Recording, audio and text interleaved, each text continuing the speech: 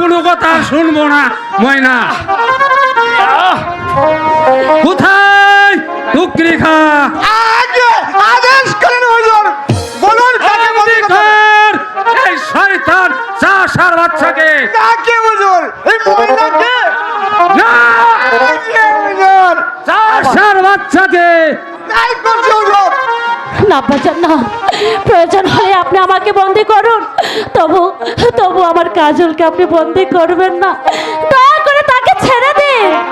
না, তোর কোনো কথা কাজল। আমি শুনবো না। তুই এখান থেকে সরে যাও বলছি। নিয়ে যাও টুকরি খা। তাই করছে হুজুর। চলে আয় বেটা শালা, এই কারাকক্ষে। না, কাজল, হাতে দড়ি কাজল, পায়ে পড়ি গো,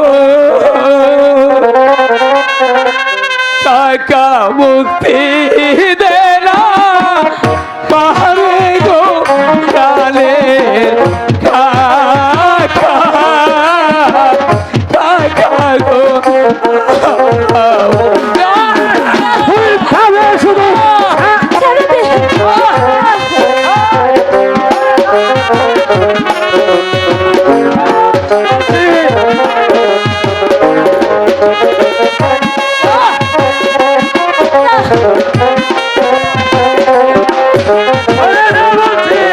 আমি ঘর কোনো কথা বলতে চাই না। আমারে ছেড়ে দিন। পারলে কাকা গো, দেখবেন খোদার কাছে গো কালে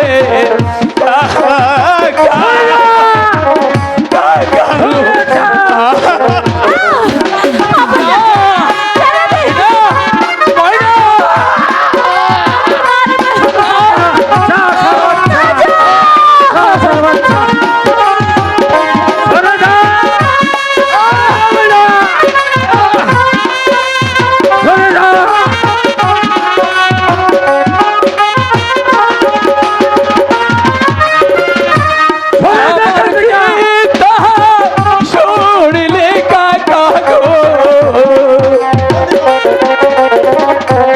টানে যাবে ওরে গো কালে কাকা গো। ময়না, আমি যা সত্যি করতে পারছি না ময়না।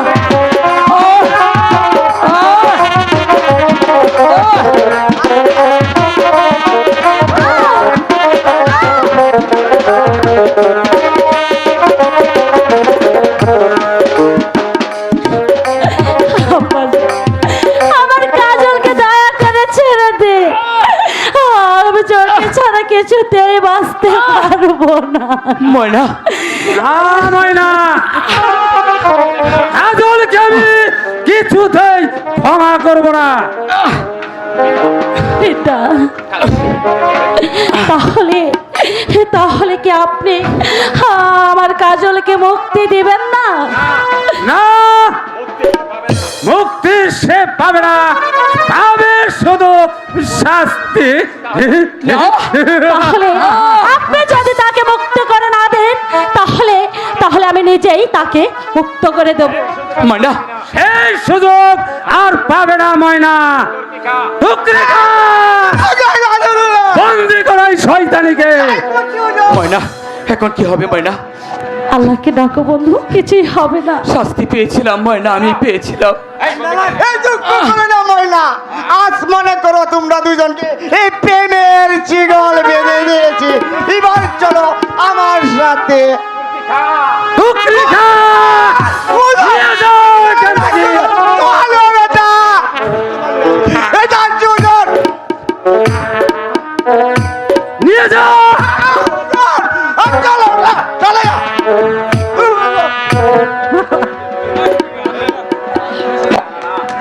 না না না,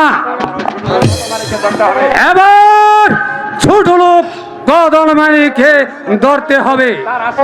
তার আস্কানা পেয়ে আমার সর্বনাশ করতে এসেছে। তাকে ধরে নিয়ে